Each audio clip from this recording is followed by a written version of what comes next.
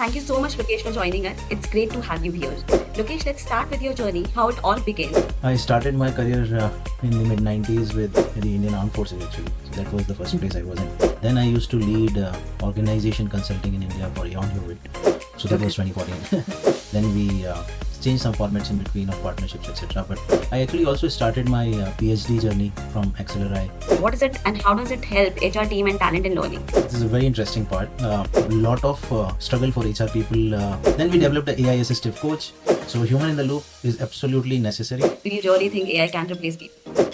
Propensity to get robotized or mechanized or automated. So that is going to happen. Hi everyone and welcome. We are thrilled to have Lokesh Nigam with us today. Lokesh is the founder and director of Kognoz Research and Consulting, bringing over 22 years of experience in management consulting. He has extensive experience in organization transformation, digital HR, and leadership development. He is also the CEO of Konverz AI, a platform that uses AI to help companies make better hiring decisions. He has experience in oil and gas, IT, banking, and financial services, focusing on workforce planning, business transformation, and leadership development. Lokesh has helped organizations across various sectors drive sustainable growth. Thank you so much, Lokesh. For joining us. It's great to have you here.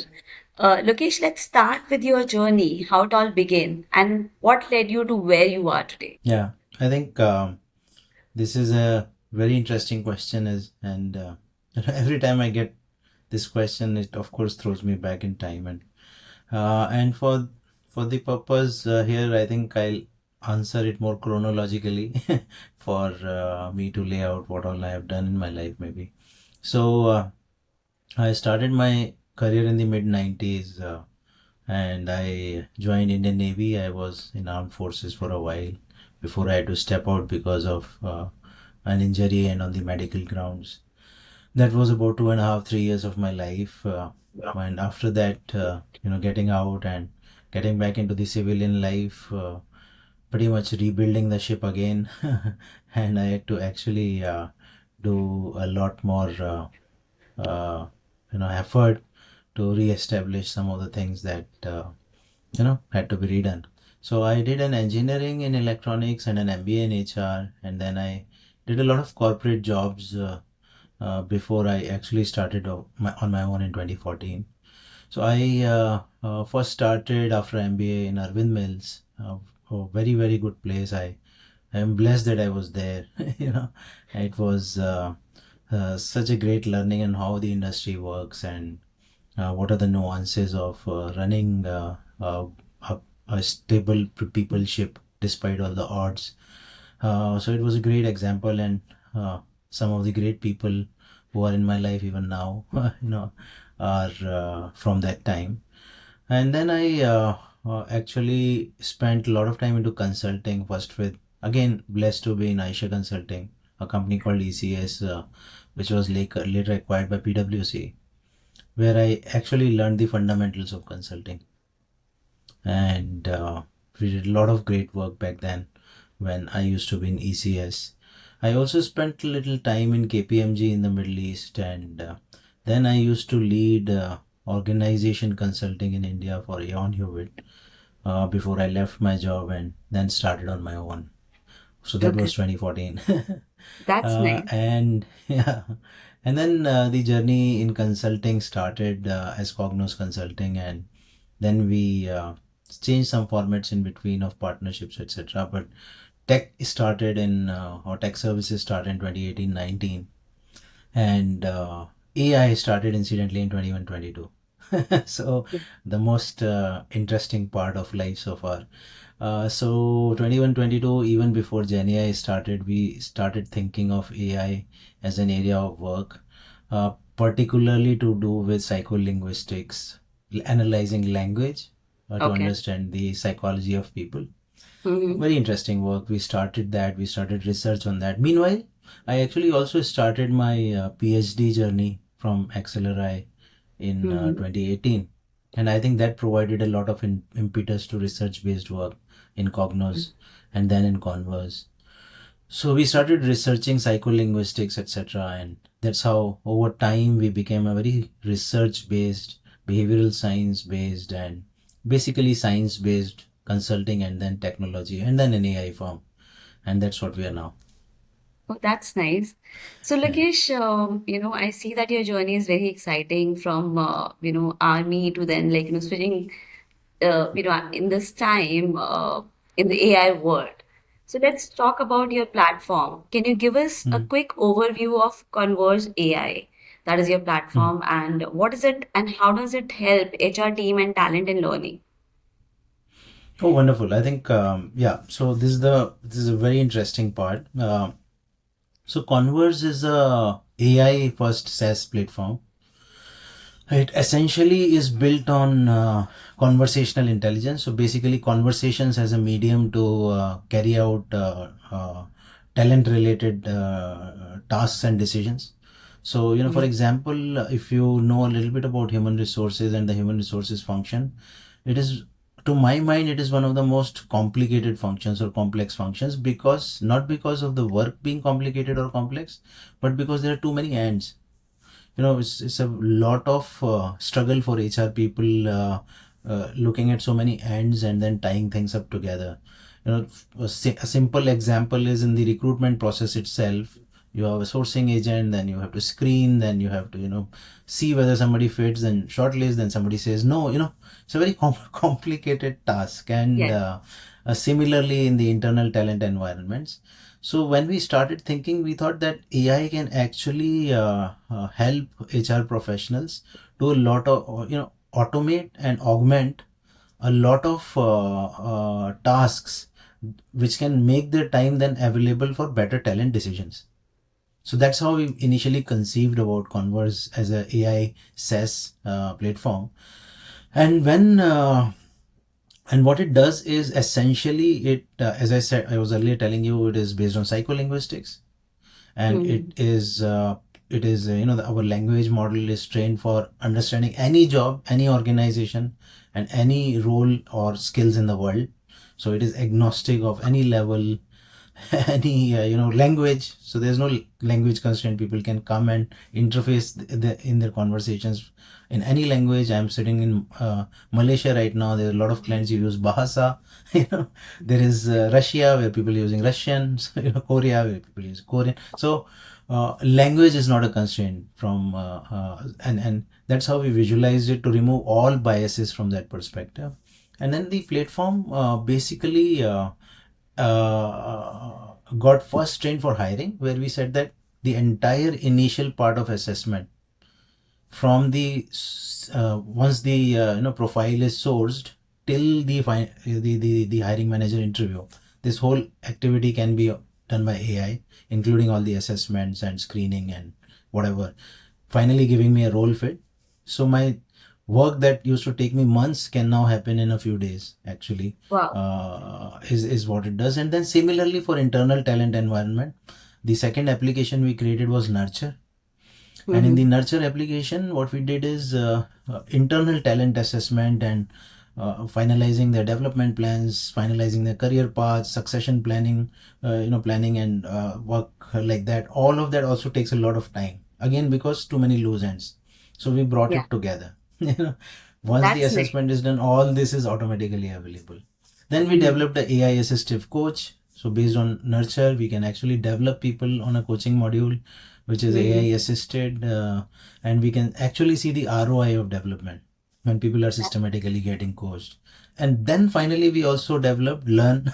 So, there's an AI learning interface. So these modules are now live on Converse, and they run on a pretty smooth role and skills engine. So Mhm. there's a role and skills engine, which is a roles and skills AI. So people actually don't need to have skill libraries or job descriptions. They're all generated by the platform itself, and that's how it helps HR professionals cut down a lot of non-value adding activities and tasks and focus on more value added talent decisions. And Yeah. that's why we actually call it a talent decisions or a talent intelligence platform. That's nice. Lokesh, I've been in HR for 15 years and I've seen all these things. I've actually lived this in my life because we Yeah. never had AI and everything was a manual process. We had to work around the things. We had to make sure that we Yeah. are internally working, and as well as we used to convince management that if they can get somebody on the outsource basis and do Yeah, the job.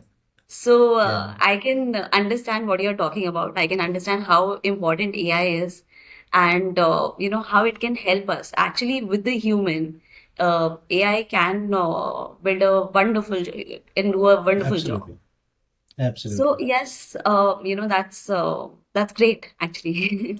Yeah, and the way this is very right what you say. Um, Enabling humans. So our entire paradigm, and that's also the subject area of both Converse and my research, is human AI collaboration. We How we started working is that we never said that AI to replace people. It's human in the loop design, enabling the human to take sharper, better, quicker decisions. Yeah, That's true. That's nice. provide the intelligence so that they can take decisions and they can do more value added and higher end work. So you've never lost the human touch. No, cannot. So my fundamental, even as AI is developing so fast, based on entire research and the requisites for the society today, you cannot do AI design without human in the loop. So human in the loop is absolutely necessary, and we have to actually think how humans can be enabled and augmented to use AI in ways that actually better their life and better their careers and better their lifestyle, better their general living standards. So I talk to a lot of people, Lokesh, and I always ask this question: do you really think AI can replace people? Yeah, that's what. So now there are see, I think this is a very interesting subject, very deep subject. Now also a well researched subject. There are a lot of people who have started talking about it, speaking about it, and if you see some of the voices which are the biggest voices, they talk about it both with concern as well as hope. And is the same for me as well. Concern as well as hope. So the concern is that lot of tasks that industries have created. So if you look at industry, the way it was created, so people didn't have jobs 300 years ago. Yeah. It's only a recent phenomenon from a human history perspective. People used to do their own stuff. People used to have their own resources, farming, artists, whatever they used to do, but there was lesser jobs apart from jobs in armed forces. So armed forces existed forever, where soldiers are working for a king. Mostly that, right? So, so the way industry evolved is it created tasks that are repetitive. Okay. Like for example, you go to manufacturing, tasks are repetitive. You go to services industry, tasks are repetitive. So the moment you have created industry with repetitive stuff, naturally those tasks can be automated to a higher So and higher degree only over time. difference. Yeah. Yeah.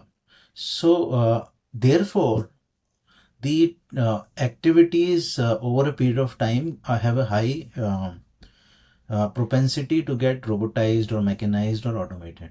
So that is going to happen. So the interesting thing is that AI also, because it can do basic intelligence work, it can actually replace a lot of jobs. So now AI is going to transform jobs and work and workplaces in four ways. A lot of jobs which can now be done with AI assistance. So which means that if I needed large number of people, I'll need less number of people. Second level is I can automate it completely. So, there's a lesser human interface apart from judgment or decision making.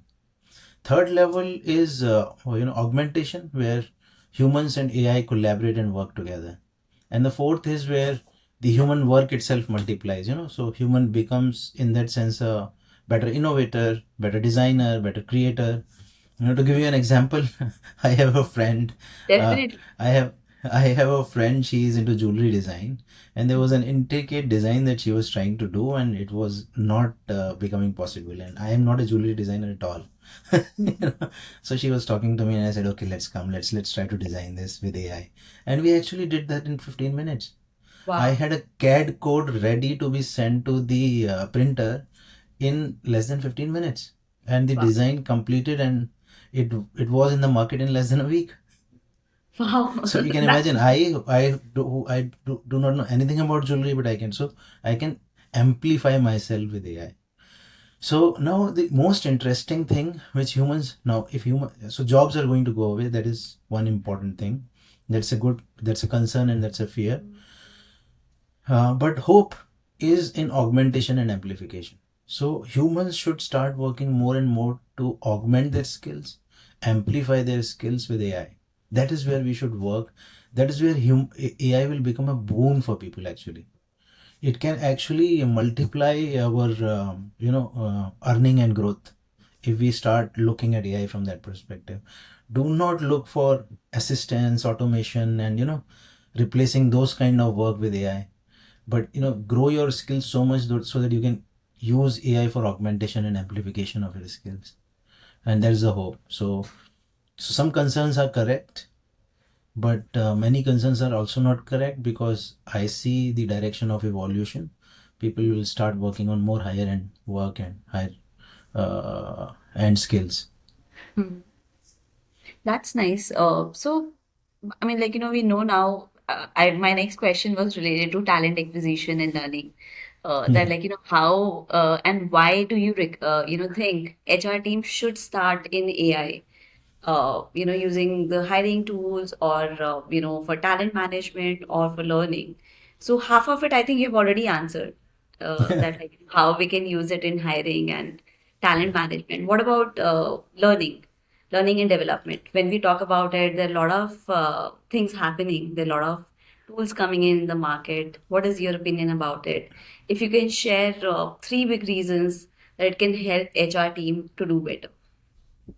I think a very interesting question. And so what we are doing and how we are shifting the paradigm on learning. We have our own. So as I said, we are a researcher first. So we have our own intellectual property on learning by the name Hyperlearn, which is called high performance learning. Now, how high performance learning works is it turns learning into the flow of work. Okay. So learning is in the flow of work. It's performance based. What tools, techniques, ideas I need while I'm working on the job. So that's the crucial aspect of learning, and that's when the learning works best. So to take an example, if I have if, let's say, for example, my fridge doesn't have vegetable, I'll go and buy, right, and fill the vegetables back into the fridge again. So similarly, is at the time of delivery. Let's say I'm working on a strategy presentation, and my boss has asked me to deliver at 5 o'clock. Mhm. Likelihood is that I will go search the internet. I will go look at the other earlier files, and then I'll try to create something. So uh, performance it drives learning. Now what we have done interestingly is brought coaching, communities, and AI based learning on the platform. So once you're assessed and you know which areas you want to enhance performance in, you get AI assistive coaching. So AI is continuously working with you. A human coach or your mentor or your boss is also working with you, and then you are getting learning modules in the flow of work, which will help you and enable you to enhance your performance. Now not only that, what AI is doing, that is, it is not just throwing away content at you, but Mhm. it's also turning that content into AI. So if you have videos, it will convert it into AI, ask you, what are the important parameters for you. Then it will also try to test your skills. So it will give you a continuous barometer on whether your skills are enhancing or not. So that's how we have visualized the whole thing together, and that's what helps. That has a huge potential to help HR professionals in, again, reducing their burden of transactional tasks to more of judgment and decision making on talent and helping talent grow actually. And that's very nice. Actually, that is required. Uh, we see that, like, in the day-to-day work. And when we Yeah. talk about that, when HR is going to take the table on the seat, sorry, seat on the Yeah. table, This then is it. This is it. Yeah, this is it. this is So AI will enable you so much with with right information and analytics or intelligence to be able to make right decisions. and whoever makes, actually it's a very simple thing, whoever can make best decisions gets a seat on the table. That's true. That's true. It's very simple. Yeah.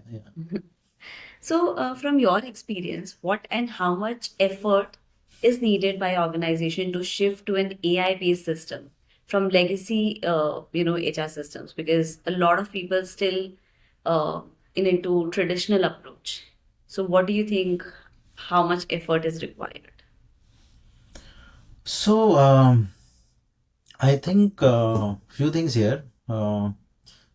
First is it's a factor of only our visualization, that how much AI can actually help and transition. In fact, I was in a session yesterday, and a very interesting conversation came up. Is that like we used to have bring your own devices earlier? uh, Now we have bring your own AI. So no matter whether an organization allows or not, people are bringing their AI to work. you know, That's so you know, so the faster the organizations and HR communities understand this, the better. That despite whatever we may be doing of course that is very important. So I'm not saying that ethics and data security is a very, very important topic and must be addressed, but thinking that because of that we will stop AI, we cannot do that. So first is accepting that AI is a new way of working. It's a paradigm shift, very important to understand that. Second is not getting, and this is the most important step actually, because first one more or less people have been through now and know. Second one is not think of HR, or for that matter any other business process, as a process or a task. Think of it as an agent. How can I convert a process or a task into an agent? So for example, in Konverz, what we have done in, let's say on the hiring side, like you were saying earlier, we have converted into an agent, and that agent decides a lot of things in conjunction with the human. So how do I think of agents in every area of working in HR? So first of all, bring interventions which are agentic AI in nature, and maybe start the thought process there. And second thing is where all speedier decisions are required. So decision centric AI rather than process centric AI.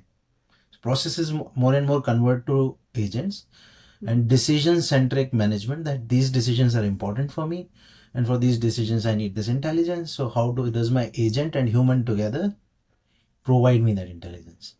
That's it. So that's how we need to actually shift the thinking in HR from a process led culture to which is most of the classical HRMSs or HR management systems are process based. So from processes to intelligence. Yeah. So, moreover, you have made AI as in one more stakeholder or somebody like who has an opinion in the things. Yeah. It's a layer above. It's an intelligence layer basically, if I may. So, no matter what, AI will come. Yeah, that's So, true. It will replace me also. Maybe. I hope so. I think we all are replaceable. Yeah. Yeah. A lot of So, people are creating their own. A lot of people these days are creating their own digital twins, and I keep hearing this all the time. yeah, I Yeah. mean, if you see the research, I don't know, there are a lot of things are coming in, on social media. Sometimes you feel that, okay, this is also built by AI. But, now people are talking about that babies can come out from AI. Or Yeah, I read that too. so I read that. nothing like it. So yeah, as we are talking about AI is becoming more common in HR tech. How can companies make sure it leads to fair and unbiased hiring? Unbiased hiring. Yeah, I think this one. What is happening is so if you since you have been into HR, it's easier for you to understand also that the initial hiring process is in most organizations is very I won't say not it's very effective, but it's very fuzzy. Mhm. Because you have you have multiple stakeholders. First of all, you have sourcing, then you have multiple recruiters, and those recruiters filtering the CVs may a lot of times not know the business scenario, and may not understand business as well. Then you talk to those candidates, and if you have 5 or 10 recruiters, they will have their own styles and ways. So fuzziness, right? And then what you shortlist, what you don't shortlist, is those decisions. And then how have we spoken to those people, whether they want to reply. So all this fuzziness is there, which leads to a lot of human biases as well as process biases. And also and human biases, of course, the biases with respect to all kinds of things, with respect to candidates, in terms of their way they speak, where they belong, stuff, and also so many other things. Or this skill is right, that skill is not right. So what AI does is it standardizes. So in the hiring process, it actually is not filtering basis how you speak, because you can speak in any language technically. You can speak in a mix of languages. It does away with the different ways in which people initially look at people, and it evaluates everybody from the same standard. So in doing this, of course, because from a language is also a limited parameter, so there may be some algorithmic biases which AI will introduce, but would still be much lesser than the biases, cumulative biases, or multiplication of errors of so many people and stakeholders. So algorithmic bias is a little, but it is not as great as that. And that bias also keeps becoming better as people use it more and more. So it knows how you're taking decisions. So those biases also over a period of time go away. And then let's say when you're making the hiring decision, the hiring manager sees 10 people from the same lens, because the same kind of analysis, the same kind of report, the same kind of parameters, he or she is able to compare it easier.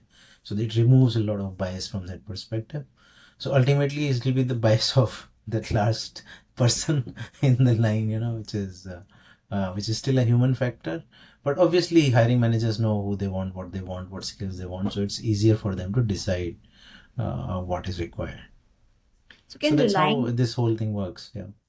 Yeah. So can relying too much on AI in talent acquisition and talent management lead to missing out on a great talent or culture fit? Do you think that? So how you design the AI, and I said human AI collaboration. So it doesn't mean that AI is taking away the entire task, because from time to time, looking at the jobs, roles, skills, looking at what kind of candidates are coming in, or so those analytics should be available. You kind of correlate that analytics with performance, how quickly people are able to perform. Do I need to correct something at the back? That kind of work is still human work. Okay. So it's human AI collaboration, cannot be fully AI. More of I feel this is like a practice. If we implement it right, we can get the benefits. Yes. Benefits, yes, absolutely.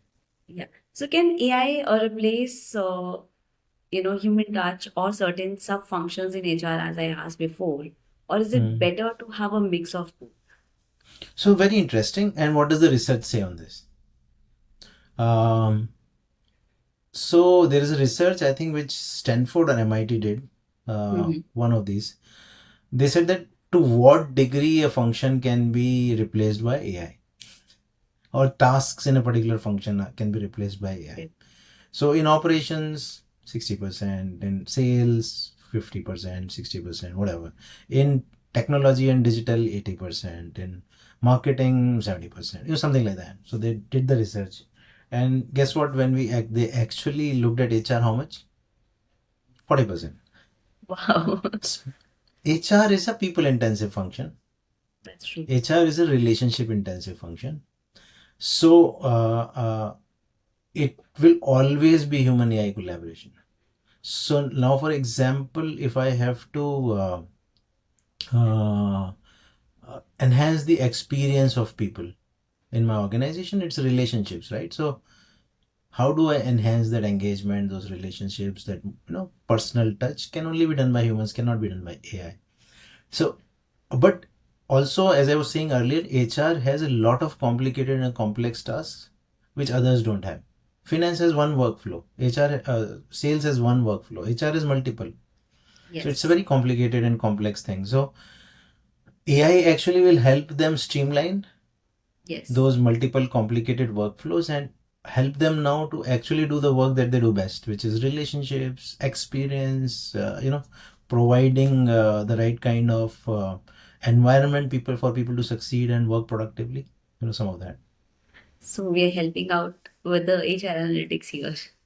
Yeah, yeah. So HR jobs 40% replaceable as per research, That's very and interesting, like, to know yeah, by the research that if they already have this data, that means, like, yeah, people have already started thinking that how to collaborate, how to do the absolutely. implementation and work out on the challenges. Because Yeah, when we also talk about within the community of HR, and we, say that how much it is replacing, the one thing always comes in mind that can AI handle the situational things, which I don't believe that they can.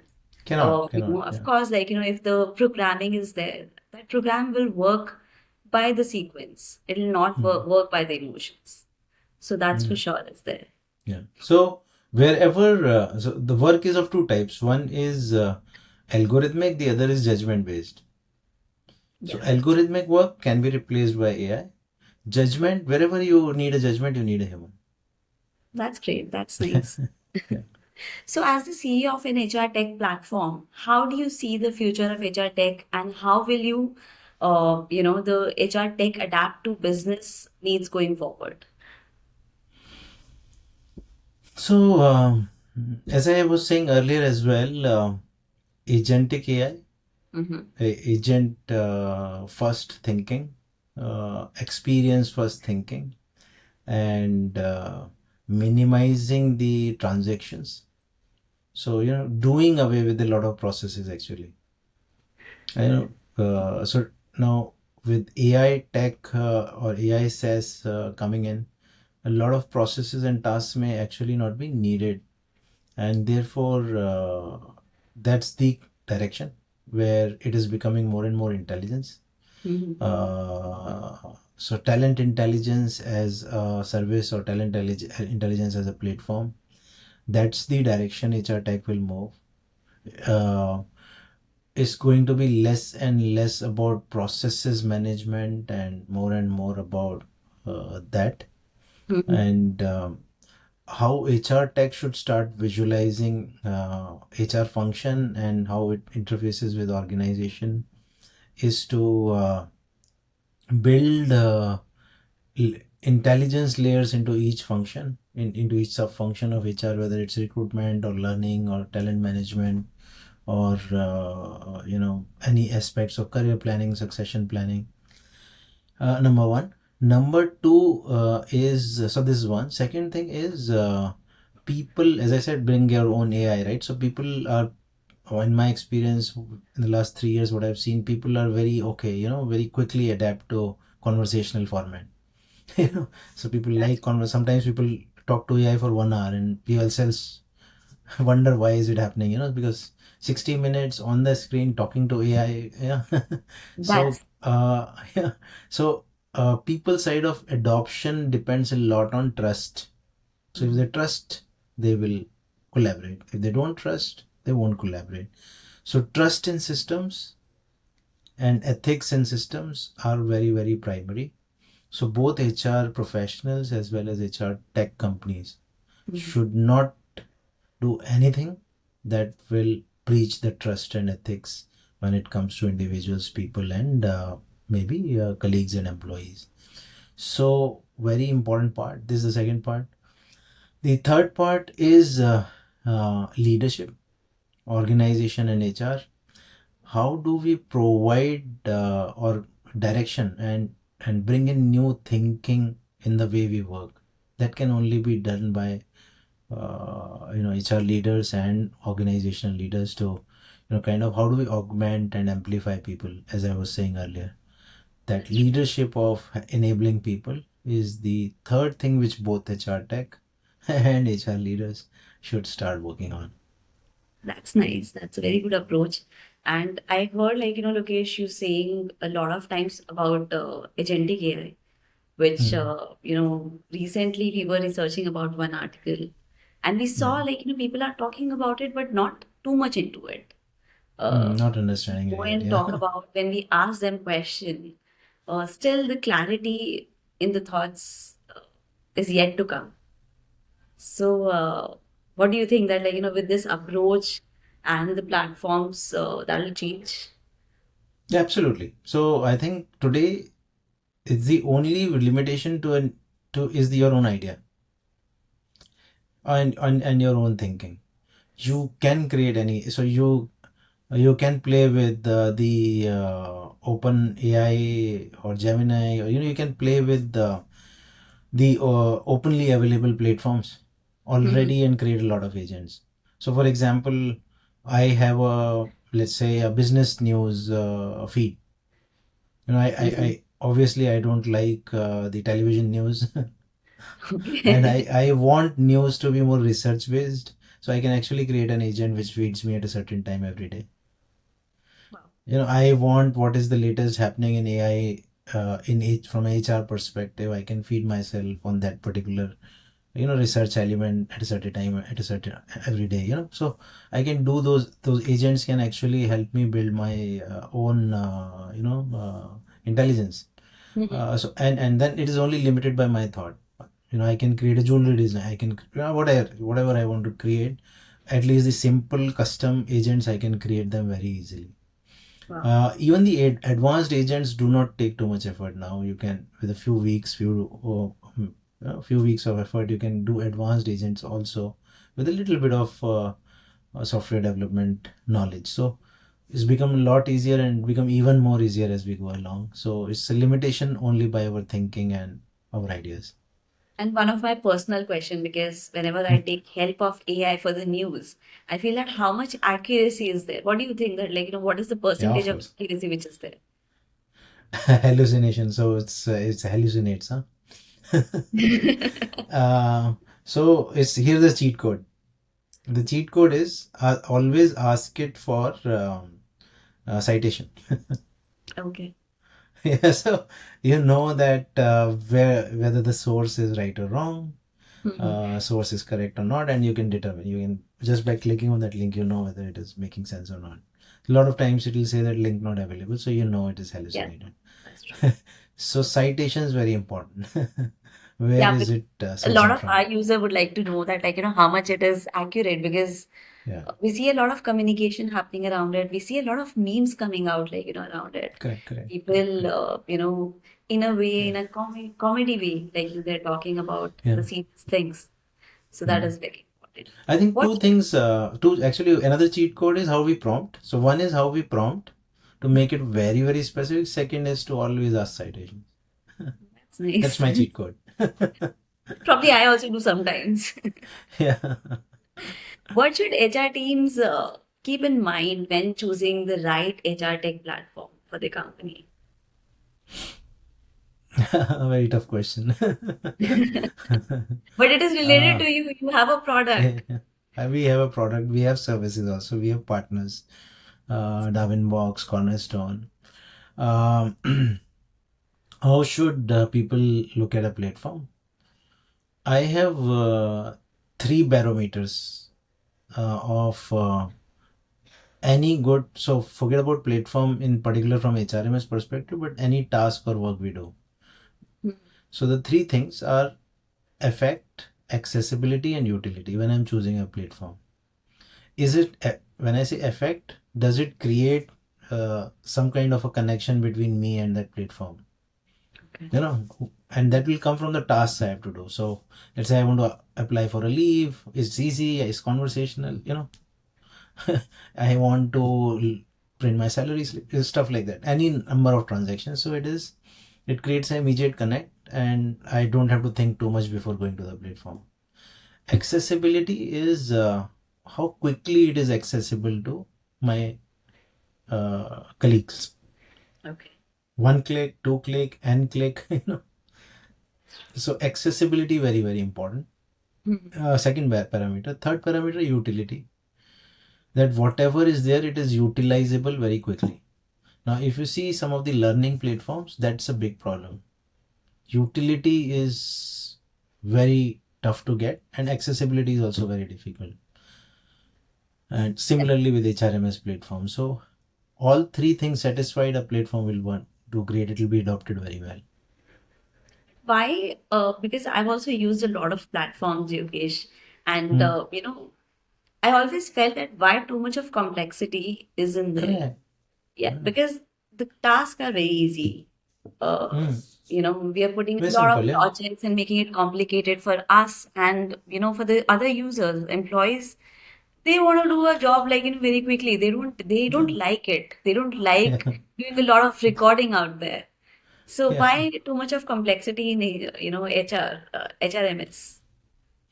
So the how the particularly the current generation of HRMS systems or even ERP systems, if you look at the wider industry phenomenon, uh, the HRMS systems, the way they are built around processes that are sought by HR people. Hmm. So what they reflect is the complexity of the processes. And then when you have a cloud-based HRMS or a cloud SaaS product, naturally it will try to generalize to all industry usages because you cannot change product for every company. So it is actually a factor of how processes are visualized Okay. and how the processes run in the industry. Uh, Even in the classical era, many of those processes are useless. Forget Yeah. in the AI era. So, do I really need so many processes? There's a gentleman I met Okay. in Ahmedabad a few years back, very great entrepreneur. He used to run a small technology company at that time, about 800 people. I don't know how it has grown now. But he said, Lokesh, you know what I did? I stopped the attendance and leave process in my organization. And you know why? Because managing attendance and leaves is costlier than actually some people taking away leave, just like that. Because That's 98% people won't do that, yeah, or even if they do, they will inform their manager. that's true. 2% will do, and if I'm managing 98% because of those 2%, it is costlier for me. Yeah. So there are different ways of looking at the same thing. So many processes may not be, and I'm not saying people should not do attendance and leave, but the thing is that the important perspective here is that how do we ensure that processes are optimal, and HRMS systems also become beautiful when your processes are minimal. That's true. Very true. That's the important thing. So when we are visualizing HRMS implementation or tech implementation, the first thing we should do is to simplification of processes. In Toyota, they have this principle of automation. So Hmm. autonomize, not automate, autonomize. So autonomize actually means that you are working with a very simple workflow in a very simple system. Okay. That's Yeah. nice. I mean, that's a good theory. Yeah. So, Lokesh, we are going towards the end of our interview, and I really enjoyed it. Finally, what's one piece of advice you would like to give to HR professionals looking to navigate the evolving landscape of HR tech? What do you think? I think uh, getting more and more familiarized with AI, I would suggest, is the one most important thing that we should do now. Uh, and also AI in the conjunction of experience, how to kind of enhance people experiences by usage of AI. Familiarization with AI, when I say, I don't mean that we kind of build deep skills into uh, creating AI platforms, etc. But familiarization Mhm. in terms of what are the possibilities, Okay. not getting limited by our own thought and ideas, is a very very important thing. And also the other important thing is, so this is one side from a functional perspective. From the organizational perspective, do not think of roles and jobs classically anymore, roles, jobs, and skills. Think of it as human AI collaboration. When I'm designing a work or a role now, how do I think of human and AI together is a very important skill. And that's how what is a very important aspect for HR professionals. They should start thinking of roles and skills as human AI collaboration. Or, there's a very interesting book, Co-Intelligence. Think of it as co-intelligence rather than as human-centered organization design only. So yeah, these are some of the things which I feel are important. Yeah. So more than enforcement, I think adaptability is required out Yes, there. exactly. We all need to Exactly. be a little open-minded for AI in terms of Yeah. accepting it. It's about all science, right? It works both ways. That's So true. make it work the better way for ourselves, for people, for society, for everyone. That's nice. So what do you think? And that's one question from my side. What do you think as software comes and goes, as new era comes and goes, AI is gonna stay for long or is just a boom? It's going to stay for long. Yeah, it's going to stay for long. That's great. So Of course, Lokesh, there may be there's some aspects of it, fads and all, they are short term, but AI is a very long term phenomenon. Soon you would be buying robots instead of cars. I think like those movies we used to watch in fiction when we were growing up, they'll become true. Yeah, yeah. So, Lokesh, I had a really fun chat with you. I mean, I learned a lot of things. I feel that like I'm going with a more open thoughts for AI than ever. So, thank you so much, Lokesh, for sharing your rich experience and insights about AI. And any last thing you would like to say to our users? No, I think this was great interacting with you as well. Uh, yeah, I think the only thing is be open minded to the future and embrace it rather than getting stuck in the past. That's it. So, thank you so much, Lokesh. Thank you for your advice. Thank you so much. Thank you. Bye bye. It was great meeting you. Same here.